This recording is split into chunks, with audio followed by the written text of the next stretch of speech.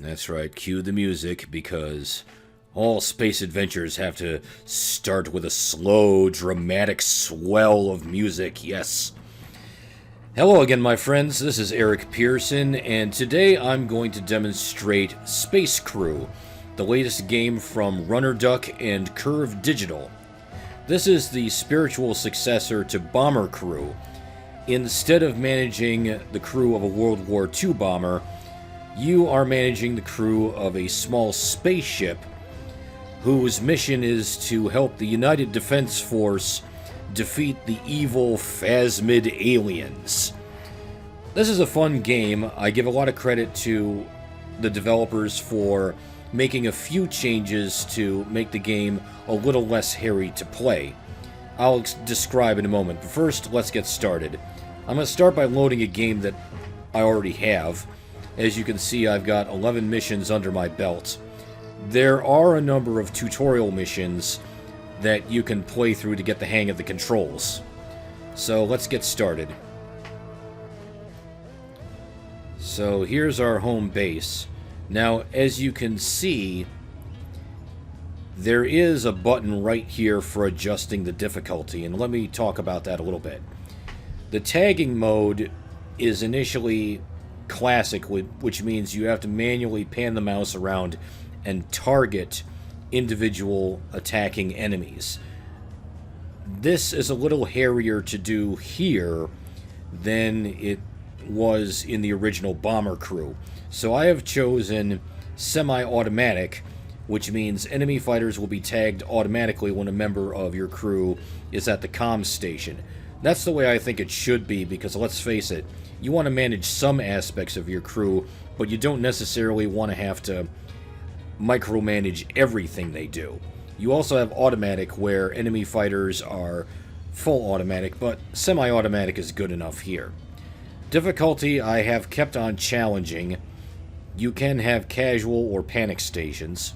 Crew size, now this is important. I have chosen increased because an extra weapons officer reduces the amount of moving around of crew members. I mean, the way it was in the beginning is you had one gun station uncrewed almost the entire time, and that was, again, very challenging. So I prefer to add one extra crew member. I mean, we've got a gun station, might as well use it. And then slow time, I can either have classic, unlimited, or off. Classic is fine. So here we are in the canteen. Now, we have options for fitting your crew with various pieces of equipment, training opportunities, the spacecraft itself, and the mission. So let's look at crew gear. Alright, so these are all my crew members, so let me introduce you to the gang here. You've got Cruz, who is our captain and pilot. The captain has a secondary skill as an engineer, which is helpful. The equipment, we've got a helmet, we have a basic armor suit. Let's look. The suit is a light armored suit Mark 1. On the holster, we have a basic phase pistol to help repel enemy boarders. That is not something you get in the very beginning. That's something you have to earn over time through research points and credits. We've got the basic light gloves Mark 1. I have not messed with those. Boots are powered boots to provide additional mobility.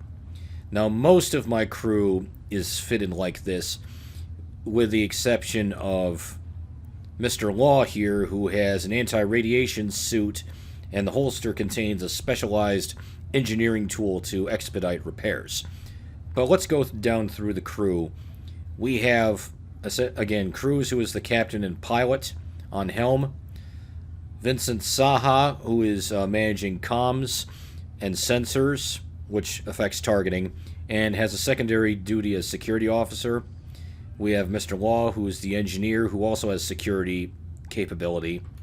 Garza is our primary security officer and a weapons officer as well. I chose weapons officer as a secondary skill, for reasons that you will soon see. We have Isabella Byramovi, gunner and security officer. Miyazaki, weapons officer and security. You notice I'm very heavy on security for reasons that will become apparent soon. So, training, you can give your folks supplementary skills. I've already done that, but I'd like to point out supplementary skills are not something you get to build in the very beginning. You have to level your crew up to a certain point before you're allowed to do that. And as a nice little added touch, you can see in the training room we have these little virtual reality booths off to the side. And if you'll forgive my minor ramble for a moment, everything reminds me of something. The VR headset and the raised podium with the guard ring around it reminds me of a real-life early VR system from the early to mid-90s that was called Virtuality, and it ran on a system like this, where you stood on a platform with a guard ring around you, and you wore a VR headset and had a crude hand controller, and you could play certain types of games. I played one once at a mall arcade, and it was interesting.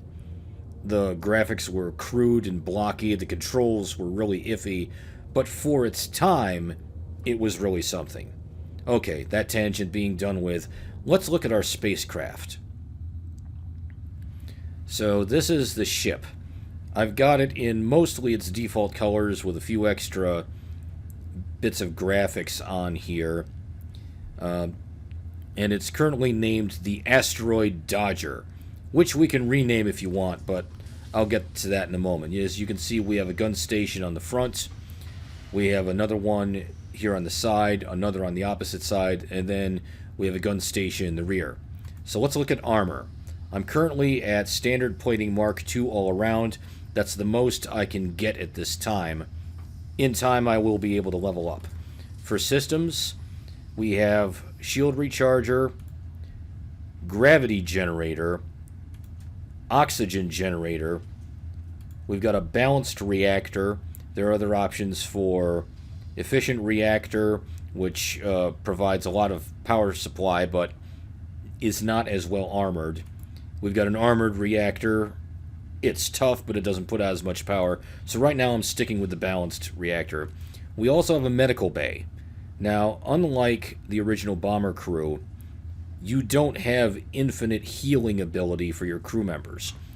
The med bay has a certain amount of healing ability, after which, once it's depleted, you can't heal crew members anymore until you get back to base.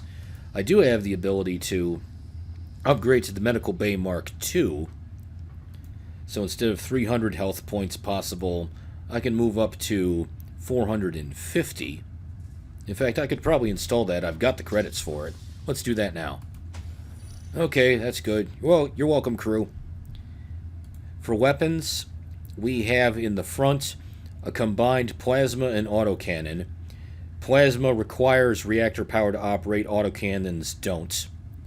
I have on the left an autocannon, which does not require reactor power. Ditto for the right side weapon station, and on the back, I have a plasma cannon Mark II. And let me tell you, that back cannon gets a lot of use. So that's why I invested in upgrading that. Now, engines, we have the standard engine. There are other options. Low emissions, agile, which increases evasiveness, but it also is prone to leaking. So for now, sticking with the standard engines. I do have escape pods, enough for every crew member. Hope to never use them. Also, we have various equipment stations. I won't bore you with the details, but I've got a combination of fire extinguishers, phaser rifles, and spacesuits and med kits. You'll see these once we go out to space. And then the livery, this gives me the opportunity to decorate the ship as I wish. So you can see I've added a few flourishes. But I'm going to take this moment and I'm going to rename the ship.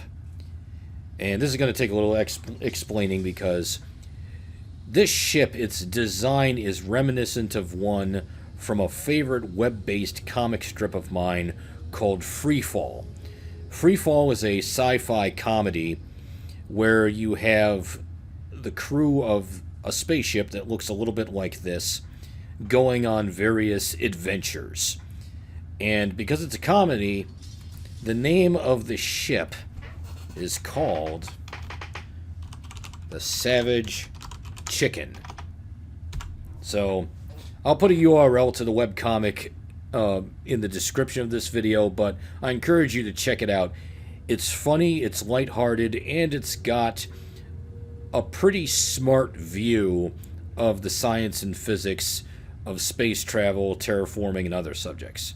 Okay, so that said, congratulations, we are now oops, I accidentally, let's try that again. We are now the Savage Chicken. Okay, that's done. Okay, so I've done the nickel tour. Now we're going to get to the actual mission. Now, as you can see, we have a variety of missions at low, medium, and high risk. Ideally, as you start out, you're going to want to start with the low-risk missions because the medium and high risks, if you're not properly equipped, will chew you up quickly. So, in the low-risk category, we can either rescue an astronomer or investigate phasmid activity. Why don't we go with rescuing the astronomer? So here's the deal. An observation outpost located near Saturn's moon, Prometheus, is under attack. All but one of the outpost crew have escaped. Professor Scott is the leader in her field. She must be rescued before the outpost is destroyed. So our reward is 2,000 credits, 100 research points. So this is a good place to start. So let's go with this. Okay, so we've got our crew laid out. We have Law in the engineering section. We have Cruz on the bridge. Saha on comms and sensors. Garza is going to be doing double duty between security and working the front gun. And we've got dedicated gunners left, right, and rear. This is our cargo bay. This is useful for certain situations. That will become clear in a minute. But for right now, I'm just going to take off. So let me launch. Here we go. Whoosh. Alright, so we have readouts for our crew members here. This is hull and shield strength, reactor health, radar, various other aspects. Certain crew members have special skills that can be used periodically and then recharged. So I'm going to zoom out. We can go either the fastest route or the safest route. For time's sake, I'm going to go with the fastest route, so spacebar, and then tag the fastest route. Now, I can use the tab key to...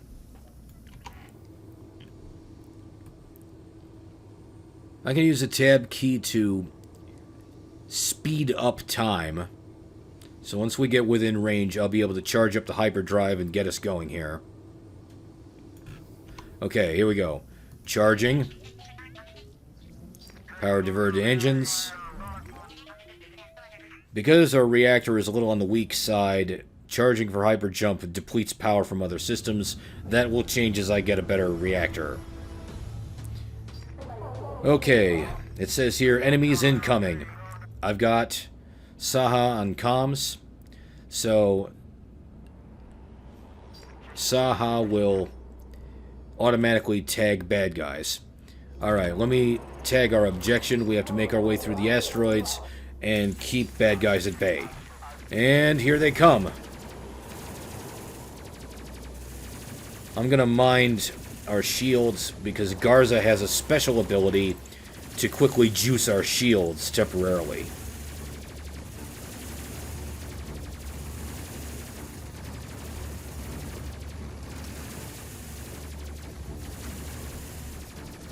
So right now I'm just making a beeline. Oh, we got company in the back. Okay, rear shields have failed. Garza, replenish shields.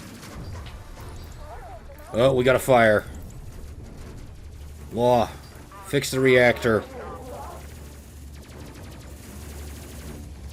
That didn't take much. Okay, Law, go fix this. Oh, we got a fire. Law, get the extinguisher.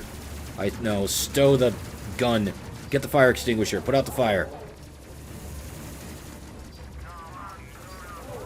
Okay, you fix that? Okay, good. Stow the extinguisher. Get back on. Ooh, Miyazaki's injured.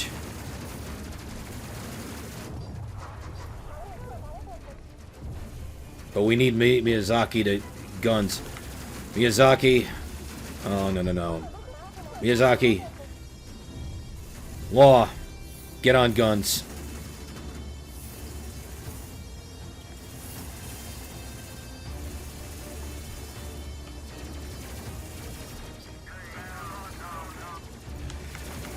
Okay, Petrov. Oh.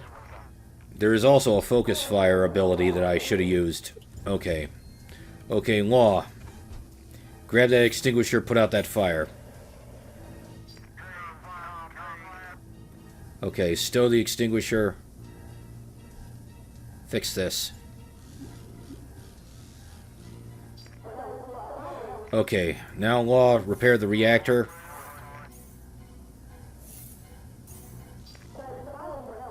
Okay, get back on engineering. How we doing? We're in pretty good shape. Alright, there's the... Okay. Crews, let's charge the hyperdrive for jump.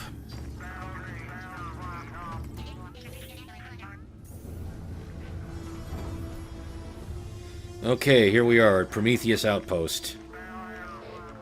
How we doing here? Okay, we're generally okay. Professor Scott is requesting assistance, so let's tag the station. We can land and pick her up. While we're waiting to land, I wanted to explain something.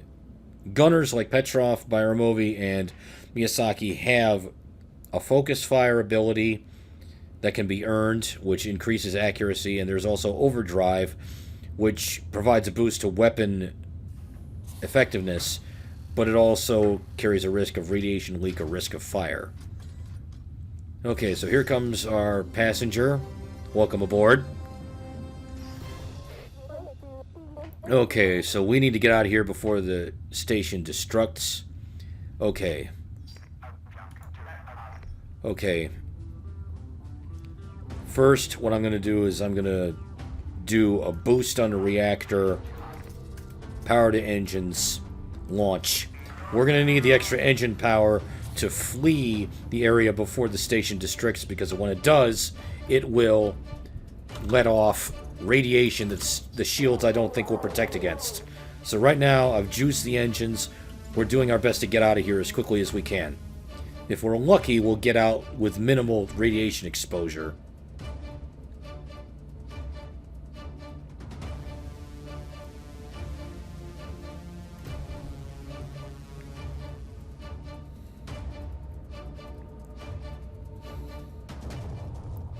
There it goes. Okay, let's go. Go, go, go. Here comes the radiation. Engage.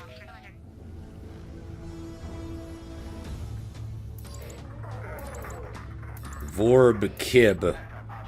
Uh-oh, we've got an optional to defeat Vorb. Okay, time for another special. Saha's calling in fighter support. Okay, Miyazaki, focus fire. Byramovi, focus fire. Petrov, focus fire. Garza, get on front guns. And Garza's getting focus fire again. Uh-oh. Okay, Law, fix that damage.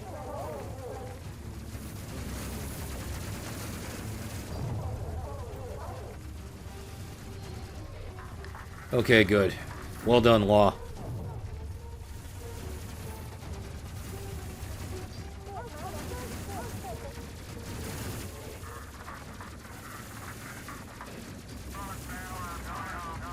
Okay, Garza, you're gonna have to juice the shields. But you need to be back on your station for that. Okay, juice the shields. He needs to stay in place for a moment. Okay, good. Garza, get back on guns.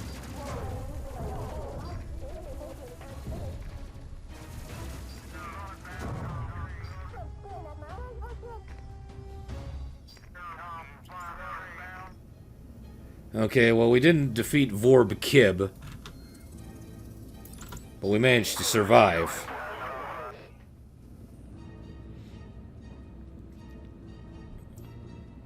And Scott's health is pretty good.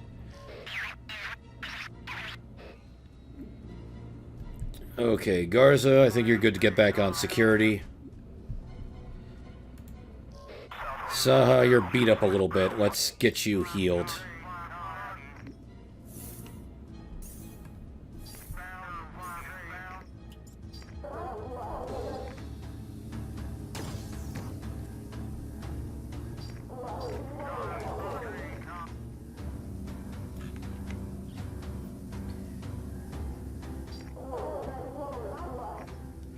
Okay, shields are down, but they'll recharge. Garza's ability is not up yet. Ouch. More asteroids. That's okay, we're doing alright.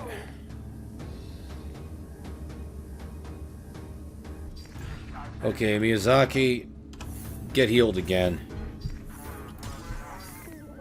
How we doing? Okay, here we go. Charging. Let's get out of here.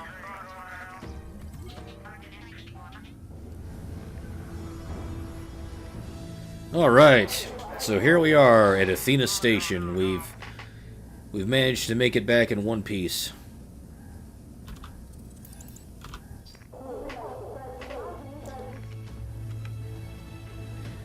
The good news is that unlike Bomber Crew, we don't have to worry as much about fuel. As long as our reactor stays in good shape, we're okay.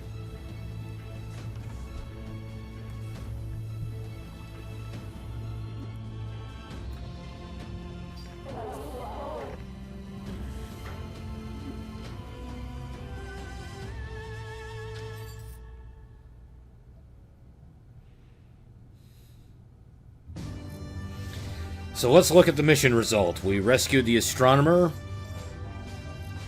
Vorb Kib got away. Oh well. And our ship returned intact. A little banged up, but we made it.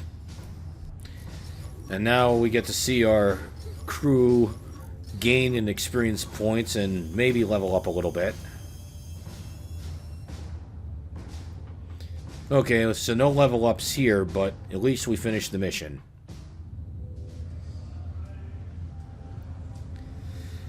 Okay, so this was a good first run through Space Crew. So I'll be playing with this game a little more. Whether I do any more demonstrations, well, we'll see what happens. But this at least gives you a taste of what to expect. It's a little challenging, a little hairy. Once again, I credit the developers for making it a little easier to play, a little more accessible. Because I've seen some really great games spoiled by punishing difficulty. So once again, my hat's off to Runner Duck and Curve Digital for doing the right thing. So thank you very much for watching, and I hope you'll join me next time for more gaming videos. Eric Pearson, signing off.